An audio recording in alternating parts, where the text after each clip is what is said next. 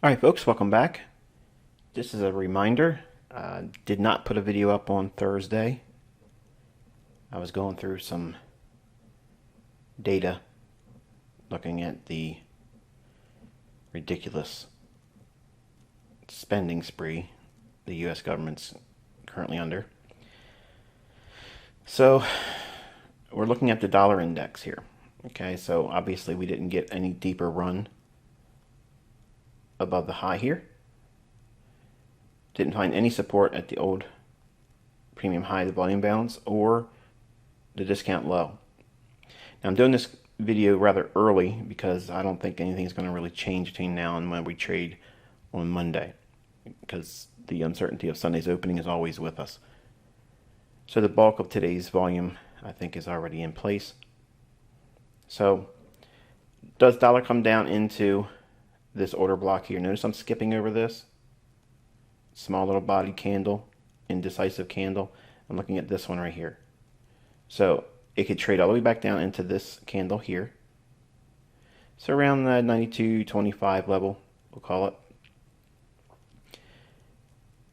That allows for higher prices potentially on euro and cable. Hourly chart on the dollar index. We trade a little bit into the sell side imbalance, buy side inefficiency.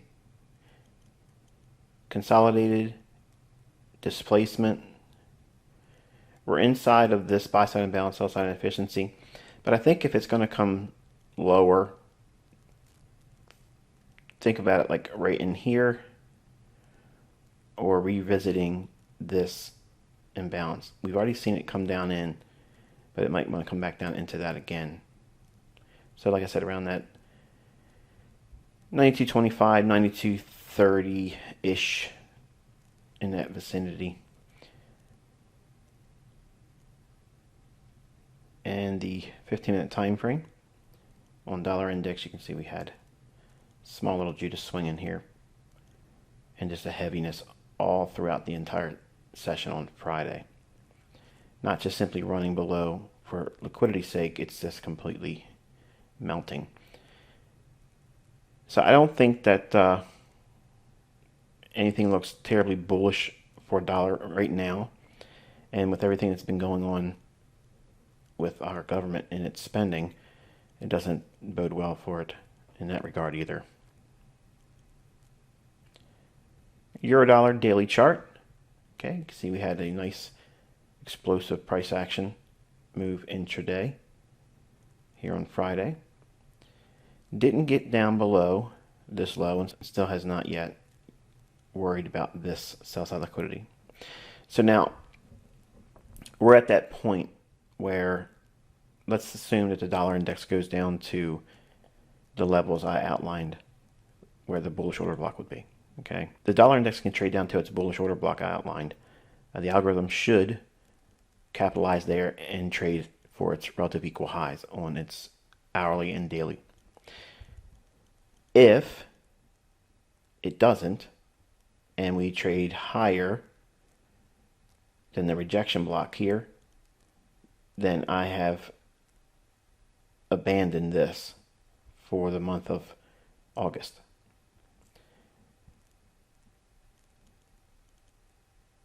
Retracement back up into the sell side imbalance, buy side inefficiency, it's reasonable. Trading above the sell side imbalance, buy side inefficiency, and above the rejection block and still being bearish for this, not likely. It would require something else later on, another breakdown, and then revisiting something that would be bearish after that. But in here, this is still something that could still work with a run that goes below here, because we have relative equal lows.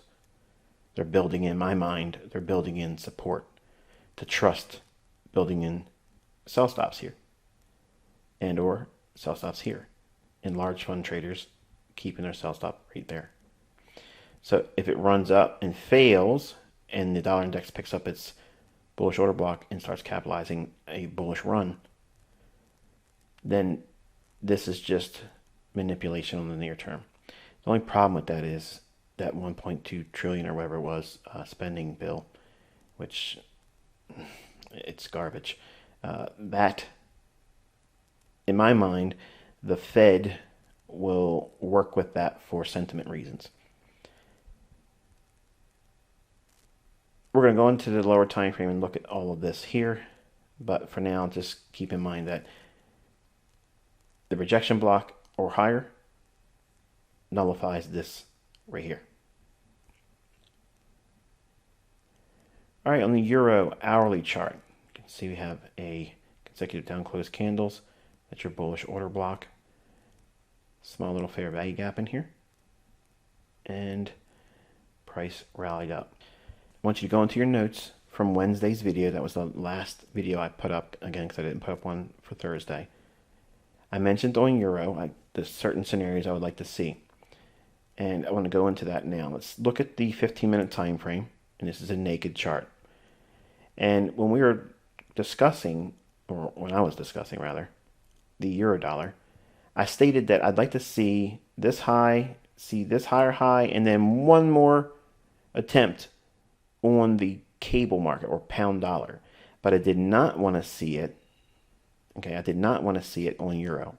I wanted to see this high stay in place. If that stays that way, and we come back down into here, this might be a reason for the price to go higher. But the circumstance that would allow for that would be not taking out this short-term high. Okay, so not taking out this short-term high on euro and then trading back down in to here indicates that they left buy side liquidity here and they're going to come back down for a discount and then capitalize and send it back higher, as I mentioned in the video. And I think if I'm correct, my notes say around the 6-minute mark of Wednesday's video, so you're welcome to go back and watch that.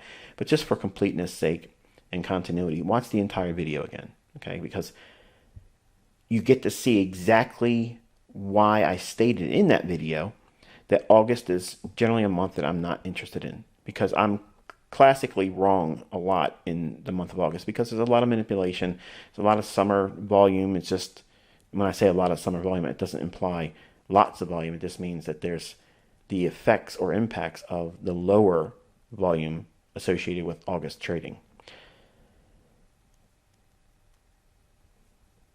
The takeaway is that if we would have ran up one more time on euro and then came back down to here, I wouldn't expect that to be bullish. Okay, in other words, this buy side and balance, sell side efficiency. If it took one more run higher than this, in other words, it cut 1, 2, 3 drives higher and then broke down to go into here, that to me is not bullish. But I mentioned around the 6-minute mark or so, going forward on euro from Wednesday's video, if we have this high, and do not run this high out with a higher high, and then we trade down here, be careful, because that would set up the conditions that would send it back up above this high here, complete the fair value gap on end. We've seen it really start to tear off even higher than that. So let's take a look at why I felt that way. This is your hourly bullish order block, as I mentioned before we went into this naked chart on the 15-minute time frame. So here's your bullish order block. And if we go into more detail, there's your buy side and balance, sell side and efficiency, consequent encroachment. The price is 117.23 and 9 pipettes. Okay, so it can trade down into that and pick up more buyers. Not that buyers are causing it to go up, but it's going down there to pick up interbank traders that want to trade long in here. There's that bullish order block level. You can see it trades into that on Thursday. And here's the fair value gap, premium high, discount low, consequent encroachment. Look at your candle right there. On your time frame, 15-minute euro dollar for forex.com, you'll see that that low is exactly 117.23 and 9 pipettes. This is what I was warning you about if we didn't make the higher high. Now, did I anticipate all of this run here? No. I felt that if we went down here, it could see it go back above this high here and complete the fair value gap. This was something that was unexpected by me. Okay, so again, I mentioned this in Wednesday's video. I don't look at this and say, oh, I wish I would have. No, I just know that this is synonymous with August trading. Sometimes it's hit and miss. Sometimes there will be these moves here. But I outlined something that would lead to bullishness and characterized what wouldn't lead to a significant return back to this and what would indicate bearishness. If we make a higher high here and we trade down, then this is not bullish. And the reason why is because we had 1, 2, and a hypothetical higher high that did not form, but let's assume that it did. By doing that, it's taken out one level of buy-side liquidity, 2 levels of buy-side liquidity, and then coming back down for a discount. That's generally not what the algorithm does. It's not likely to do those types of things. But leaving 1, 2, and then rolling down into it like we do here, picking up orders there, then that's probably going to be sending it higher here. And I was anticipating it was going to run up into that on Thursday, and then if it did, I could have worked on something that may or may not have pointed to some part of this. But I'm not here to try to say I would have or could have. I'm just implying that how I would have worked with that information had it done it. It didn't do it. Okay, so we came down into the buy-side imbalance, sell-side inefficiency, hit the consequent encouragement, and then consolidated. And then today we had a small little Judas swing after midnight, and out the races it went. Missed opportunity, I'm not concerned about it. You shouldn't be concerned about it either. It's in about 80 pips or so. It's not even a full penny move, so it is what it is. Strike it up as experience, and nothing lost, nothing gained. Pound dollar. All right, this thing is doing whatever it wants to do. But I mentioned we would be trading like this while we're in between 139.50 and the order block in here. So this to me is just one more indication that I'm doing the right thing by not wanting to touch it, because it's back and forth. The last 3 days we've been in a range of about 80 pips or so, 90 pips of back and forth price action. That's not something I want to work with. I don't like to trade in those environments. And again, it's not showing us definitively that it wants to go for this or this. Okay, the rejection block in this high or the bullish order block here. It doesn't show any willingness to show where it wants to go, which is the reason why I was stating on Wednesday that it's indecisive and it's 50-50 gambling. And I'm not in the business of gambling. So let's drop down to lower time frames. You can see we were trading in here. I mentioned how I wanted to see it trade higher, create a higher high, and then consolidate, and then let Eurodollar traders think it was going to do the same thing, but don't do it, and then see Eurodollar trade lower. Did not get that right at all. And again, let that underscore why I'm telling you I keep a hands-off approach to August generally, because I understand where my weaknesses are. I don't have the trust in looking at the things I'm looking for in price in the month of August, because there's a lot of just stagnant price action where it's not wanting to do much, or moves will be very surprising that I may not be anticipating. So to alleviate that frustration, because I have obsessive compulsive disorder, I just simply highlighted that this is a month, historically over my long career, I usually get it wrong. Just like in January, it's the beginning of the year. There's factors that are being put in play at the beginning of the year and or attacking the previous year's sentiment. And I want that initial noise to be in the marketplace before I engage. That way, I look at January kind of like the accumulation phase of the first half of the year. Here, we did not get a higher high. We just consolidated and then fell out of bed. So I didn't expect to see this run here, below that low here on Wednesday's video. So all of this was surprising to me. And if you remember, I mentioned that all the signatures I was anticipating and looking for between euro dollar and pound dollar, I was expecting the euro pound to drop as a result of what I was outlining there. And everything was absolutely backwards. So it's like I was retail. an ICT retail moment where it did the opposite of what I was expecting in every aspect, except for the one redeeming quality of the euro dollar going down to that fair value gap. That to me would be concerning. That, I guess, in a little small, little simple way of, referring to it, that's good. But I don't want you to think of that as me trying to put lipstick on a pig here, because this underscores, again, this really puts a spotlight on why I'm teaching you to be not fearful, but to be aware of the sentiment and the historical price action that's associated with August trading every year. It can be frustrating if you're trying to be here on every single move, and or it can be frustrating if you need to be in there, just because you want to be trading, and you want to be indifferent. Just say, well, I'm going to observe what happens in August, but I'm not going to be trying to press the button so much.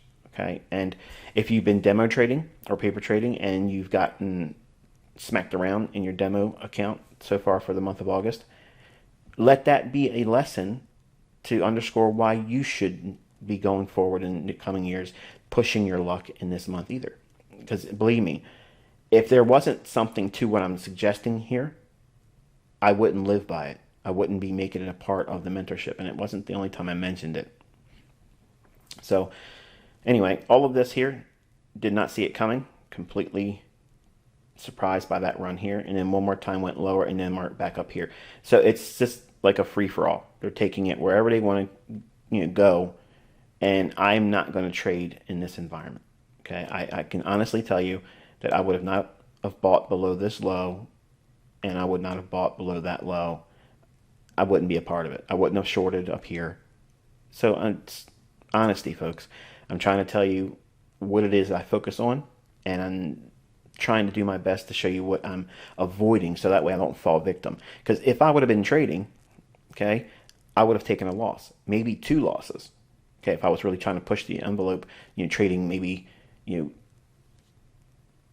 Thursday's London Open or Thursday's New York session, I probably may have taken a loss on both fronts.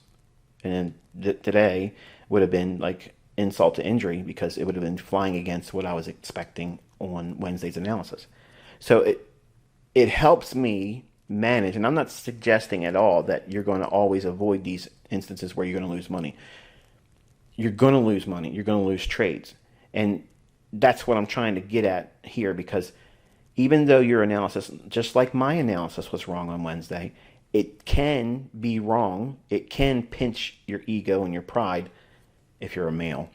Women don't tend to have that problem. But you also learn to accept the fact that, okay, my analysis was off here. And was it attributed to you being a poor trader or me being a poor analyst? No. It just means that I'm talking to you. I'm giving you opinions about what I think may be there. But I'm also telling you, I'm not personally doing anything with this month, but I have to, because I feel obligated to talk to you every single week about what I think is going to happen. And I don't want to take the whole month of August off, because, again, you're looking for conditioning and training. This is proper conditioning and training. You're seeing why I am against trading in August, because this shows an underlying weakness in my own analysis. So therefore, it's in alignment with what I'm teaching you, and why it's, well, worth mentioning that I'm not interested in trading August. So in other words, contrast what I'm teaching you and how I'm teaching you with another teacher or trader. Okay, they may be out there being profitable. They may have taken some of these trades and may have been profitable. Consistently, years in advance, they're not going to have that consistency in this month. It's just historically a squirrely little month. I'm not trying to say they're less of a trader, or I'm better than a trader than they are, because, or vice versa, because they've maybe taken a trade in here. And I don't know anybody off the top of my head that were making any of these trades, but let's assume that there's 2 or 3 of them out there. They would be out there beating their chest, saying, we're killing it, we're teaching you how to do it. I'm teaching you how to be sober-minded.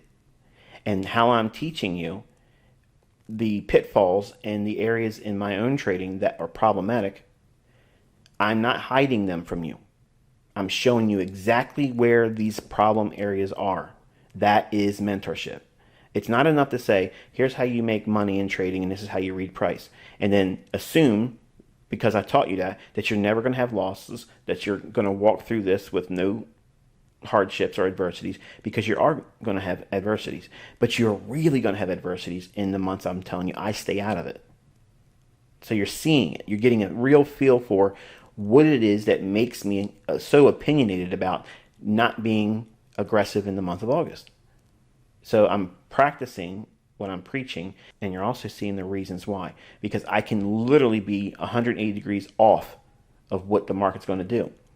And to avoid that frustration in my own trading and losses, because that's what it would really result in, I just simply just let the month do what it wants to do. And I get prepared for the months of September, October, and November. So you can't ask for a better lesson, even though it's probably not a lesson that a newer student would want to see. They want to see their hero, their teacher, their sensei come out here and break 20 bricks on every trading day of August. That's not practical. I'm a realist. Okay, I'm not going to get out here and tell you I can do something I can't do. And I'm going to tell you there are times when I can't do something. And this is historically, going through the mentorship, you're going to see that this is how it is.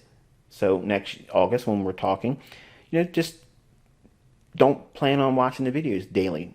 Because right now, the 2021 group, I'm sure they're in there trying to get a video every single day. And, oh, you didn't give me a video Thursday. Oh, I'm mad. I'm upset. Maybe I'm going to send you an email. You're not obligated to get a video from me. Even though I said on Wednesday, I'll talk to you tomorrow. I didn't. And here it is. It's Friday. And I'm showing you what it is that I was off on Wednesday. The one thing I had right, but everything else was absolutely wrong.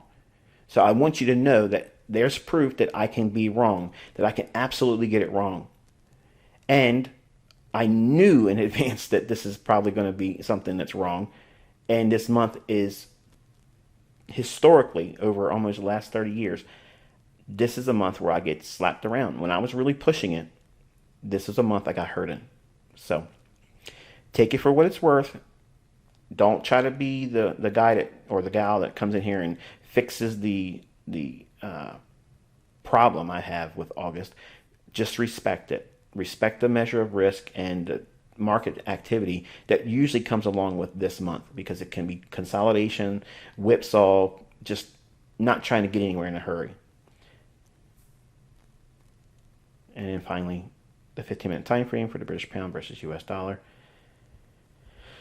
Looking at these highs here, they to me look suspect. They might want to reach up into that, maybe trade up into the 139 big figure. It's been called on Wednesday's video range between 139.50 and the order block on the daily chart. So that would still be within the range I was referring to on Wednesday's video. Lots of movement in here on a 15-minute time frame, but I can honestly tell you, because of the historical results I've had in months of August, I wouldn't be in any of this. I wouldn't do it. I just know that I can't trust the market to deliver what I'm looking for in this climate. Not just this climate at present in 2021, but historically in the month of August, the doldrums of summer and the low interbank flows. Now, there are increased interbank flows because I think there's a lot of things being shifted around because they know how our government in the U.S. is trying to spend money. That's going to cause all kinds of fluctuations in the coming months and year in Forex, which is exactly what we want. Like, I don't care personally, what this government does, because I'm hedging the best I can, and I'm not going to lose any sleep over it. If they bankrupt the country, can I do anything about it? No. I'm not going to be able to do anything about it. If they mess around and try to raise taxes, to astronomical levels, that's fine. I can outpace any rate hike on their tax programs that they want to put on people like myself. Okay, I don't care. They're talking about they're going to tax the rich. Okay, well, rich people have ways of making money, and they didn't get there because they're stupid. They got there because they know how to maneuver around all of what the government's trying to do within the law. So I'm pretty good with math. I'm pretty good with money. Couple that together, compound interest and submitting to time. I don't care what they raise the tax bracket up to. Okay, I don't care. You shouldn't care either. what is concerning is if they do so much damage, and that's what they're doing here, and it might be painful to hear me say that because you might be in alignment with this present government, but what they're doing is really harming the underlying economy of the U.S. And if they keep doing things like this, and if they keep trying to pass what they're wanting to do with the other trillions of dollars they're trying to push in, that is going to really, really screw things up in the U.S. for a long time. That in itself creates Jimmy Carter-like trading. Okay, and while I wasn't trading during the Jimmy Carter era, that president caused all kinds of wild fluctuations in the commodity markets. Okay, so like I said, I facetiously mentioned and joked around when I was on YouTube years ago that I would love for Jimmy Carter to come back in office, just because his policies, drove the markets nuts. And there's lots of opportunity. And they could do all kinds of things. Back then they had, mortgages for like 12 and 16%. Think about that. 12 and 16% interest on a home mortgage. Now granted, the houses were like nothing, $60,000. But the effects of what was being pushed through the markets, or in those times of his presidency, caused the commodity markets to go absolutely bonkers. And that's what we're expecting anyway. We're expecting big moves in the commodity markets in 2022. Food shortages, just weaponized war on people being able to obtain at a realistic and affordable price for food. And living expenses are going to go through the roof. So for the average person, it's going to suck. It's going to be very, very bad. But for some of you here in this mentorship, you're learning how to take advantage of that. I don't want to see these bad things happen, so I don't want anybody to take this out of context and say, listen to this guy, he's a warmonger, he wants people to be thrown in the street and homeless and not being able to afford it. And that's not what I'm saying here. But I also stated earlier in the video that I can't personally stop any of that. I can't do that. I can't stop it. They're going to spend, they're going to spend. The only thing I can do is identify the opportunity. And that was the only real benefit of the Ken Roberts book that I purchased and mentioned when I discussed, that influence that Goober had on me.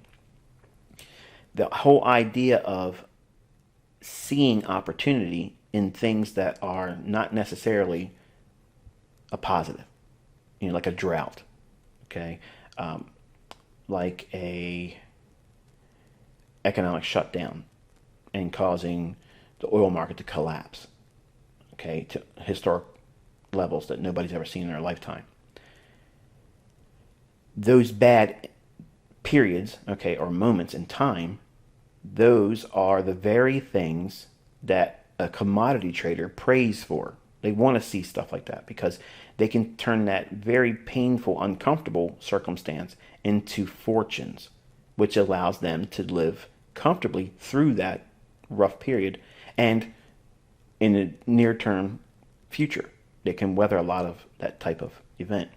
So I'm not trying to make you callous as a person. I'm not trying to inspire you to hate people so much or wish bad things on everybody in society.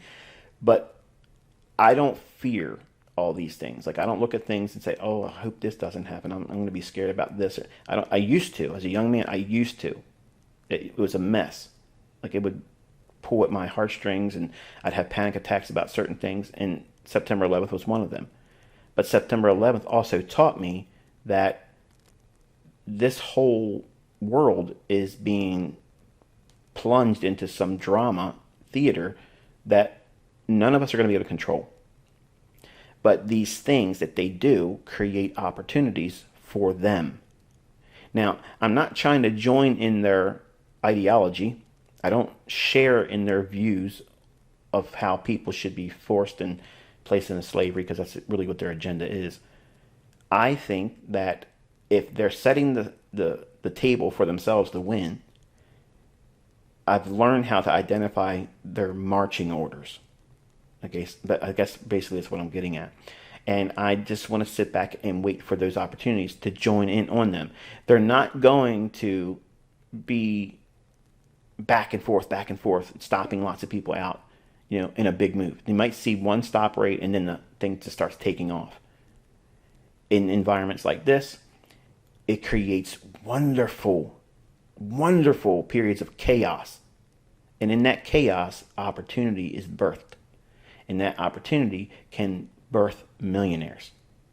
And that's really what I'm trying to get your perspective to get in alignment with. Not to be fearful. Don't hear me saying, oh, we're going to have food shortages. There's going to be people, in the street busting your head in because they want what you have. Identify that as a potential threat and make concession for it. Do what you have to do to get prepared for that. Buy extra food, get home supplies, because things like that are coming.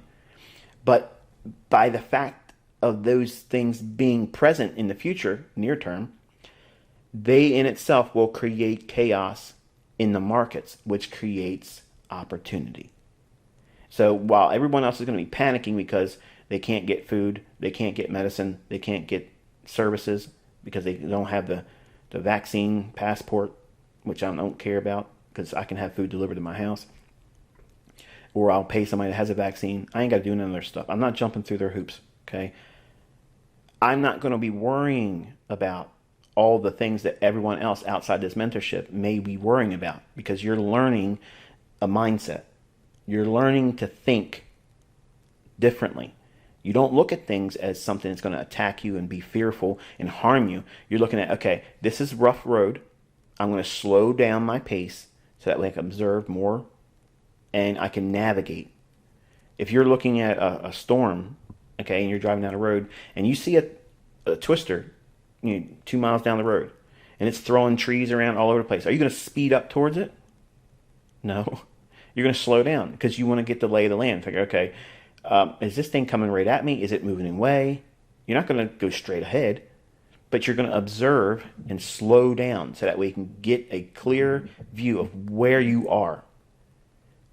This is what this mentorship does. It gives you a perspective on knowing how to navigate, and also when, hopefully, to avoid the real problem areas. But also identify periods of chaos as opportunity and not fear them for the sake of what they are. Droughts, oh, it's terrible. We're all going to starve. No. There's going to be food shortages. Yes, it's going to be hard to get some things, but there will be food.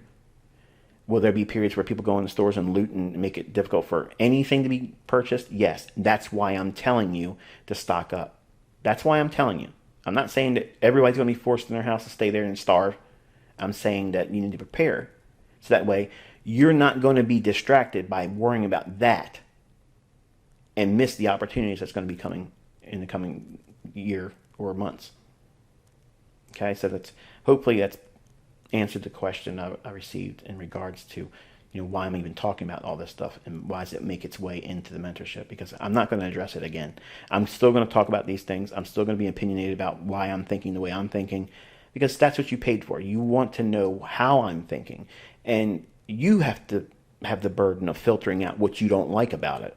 I'm not going to filter what it is I am doing. So, like I said, I'm a realist, and I already know that I'm not going to jive with everyone's political view. I'm not going to jive with everyone's spiritual view and personality. I'm probably going to get a lot of you that at the end of this mentorship, when I'm done and I say no more, this is it, have a good life, I'm still going to get people say, this sucked. It wasn't as good as I wanted it to be. It's going to happen. Other people, if I stopped right now, they're satisfied. They got everything they wanted and more. But I want you all to have every advantage and also observe and understand where the disadvantages reside. And you got a taste of that with Wednesday's analysis. The things I was saying, absolutely the other way. I couldn't have been more wrong in most of what I said on Wednesday. So again, that just really puts a little push pin on the whole reason why I treat August the way I do. And I'm not trying to go in here and improve ICT by figuring out August. I know there's enough weeks in the year outside of this month, December and January, and the latter portion of November, that I can do wizardry there and not really worry about it. So hopefully that gives you a little bit of inspiration and removes some of the sting if you've had some issues in August and felt like it wasn't working for you. That's good. That's a good observation to have. And now you see that your teacher will get it wrong. Okay, I'm not saying I won't get it wrong in other months where I'm going to be a traitor and trying to push the envelope, but by far and large, I'm more apt to be incorrect in my analysis in this month because the market just simply will not be willing to submit to the things I'm used to looking for. Like I said, there won't be a video on Sundays because we're in the summer months and kids are out of school, so I'm trying to use that weekend time to be with my family. So this is the weekend commentary. This is the weekend video you would normally get on Sunday. And I will touch base with you next week. Until then, be safe.